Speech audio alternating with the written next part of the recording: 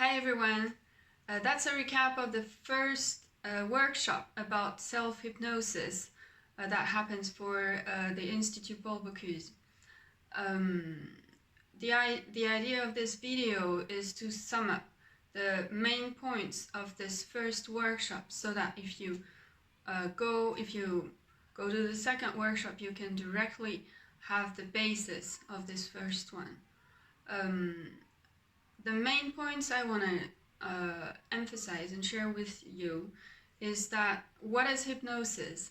So you probably realized there are lots of different situations where you can find hypnosis. For example, TV shows where you will find a hypnotic state where the person can speak and move but will forget everything once back in the normal state. And you also have very different states of hypnosis used for therapeutical uses. For example, in hospitals or in therapy, personal therapy. So the hypnotic state that I am using in my therapy and that I will teach you today is the same as self-hypnosis. So what is self-hypnosis? It's a state of, we can call it trance. Trance is probably a more broad and more correct term for actually what is hypnosis. What is trance is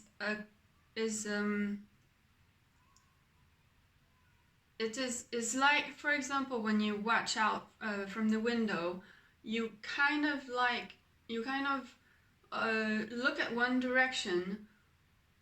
So it's kind of precise, but at the same time it's very vague and very broad sensation. So that's a hypnotic state. That is a trance state. So everyone, every day is in a hypnotic state several times a day, actually. So this is a very normal, a very basic state for humans and even for animals.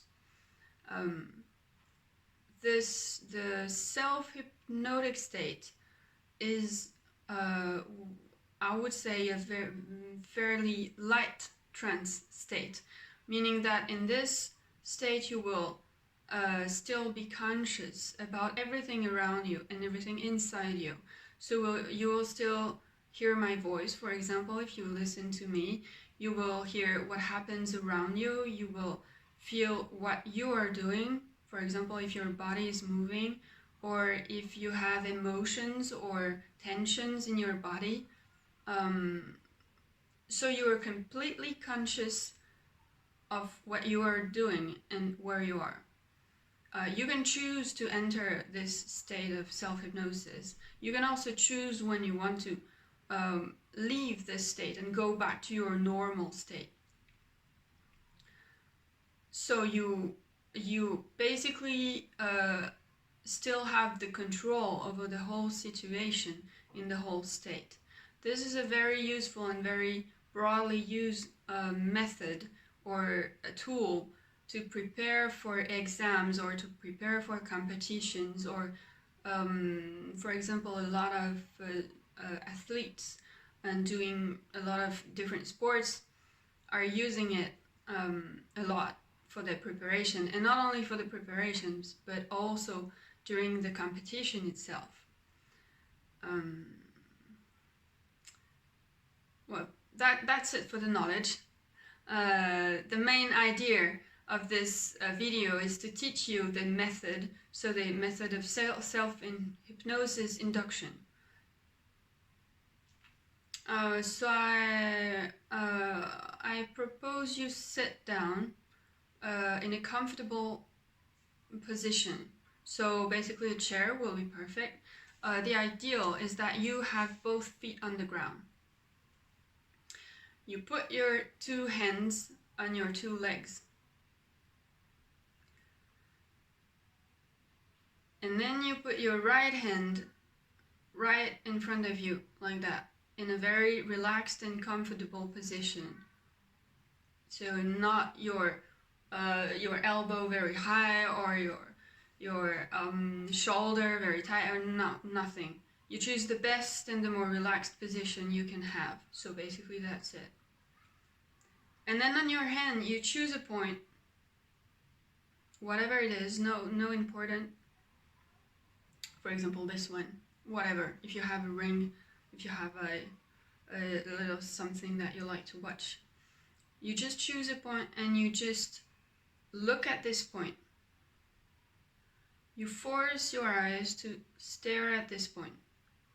And apart from looking at this point, you don't do anything else.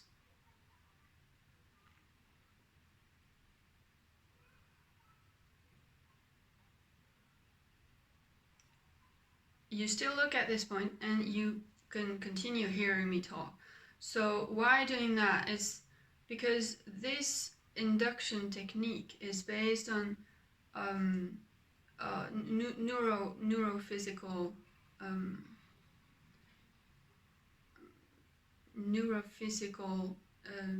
destabilizing the brain. Why so? Because the brain is used to having an always moving image. We we voluntarily give the brain a non-moving and absolutely still image, the image of the hand. So the brain doesn't understand what's happening here. So your brain will try to transform the image of your hand. So for example, you might see some blurred patches on your hand, or you might see the colors changing, or you might see some contrast change, some places darker, brighter. All of that is totally normal. That is just the brain reaction to the fact that the image is not moving. So you still keep on looking the same point on your hand, and you will put your attention on the top of your head, just feeling the sensation, nothing else.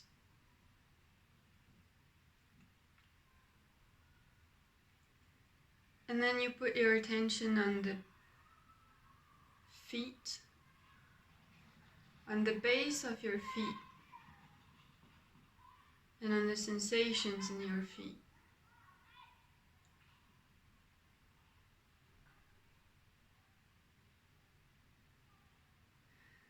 And then you keep on looking at that point, and you put your attention in your hip and lower back and your butt, maybe feeling the chair, the pillow.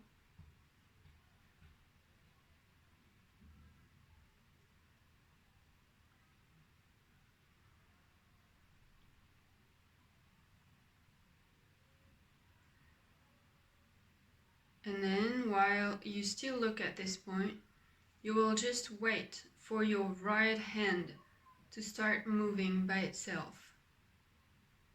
For example, towards your face.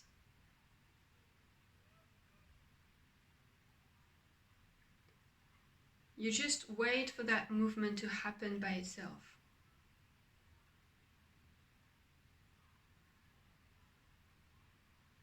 Your hand might move and might not move. It might as well move to another direction.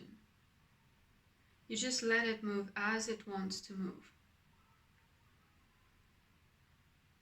It might be just some fingers doing some little spontaneous small movement. Very good, very good. You just let it do what it wants to do.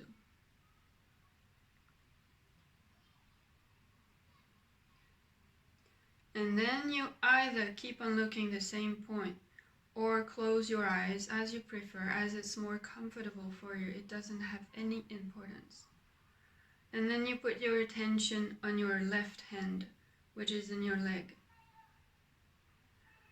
And you will just wait for your left hand to start moving and lifting from your leg by itself.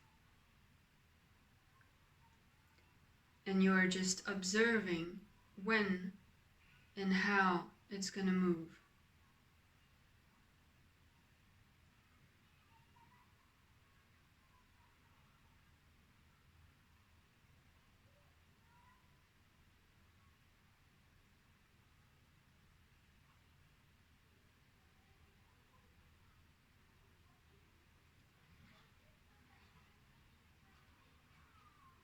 you let your body enjoy this state just for a while.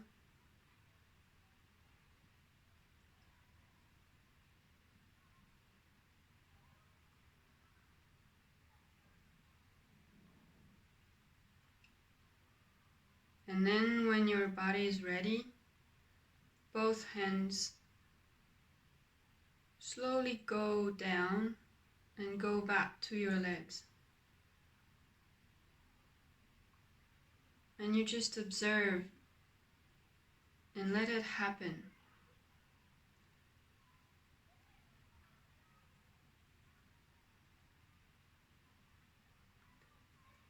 And then you just go back to your normal state. If your eyes were closed, you just wait for your eyes to open by themselves.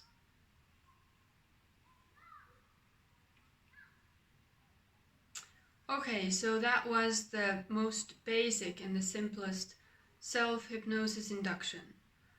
Now, how to use that for improving your performance or reducing your stress or anxiety or etc., that will be in the second course, that will be in the second workshop.